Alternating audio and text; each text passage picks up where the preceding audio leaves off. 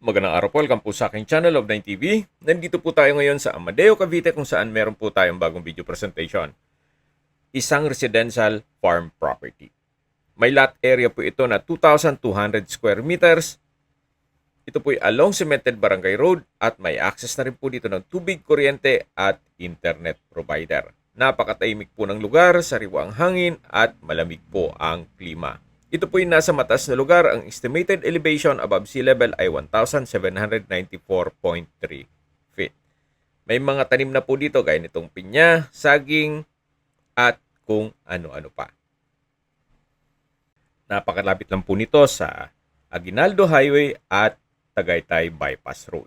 Kaya accessible din po ito ng public transportation.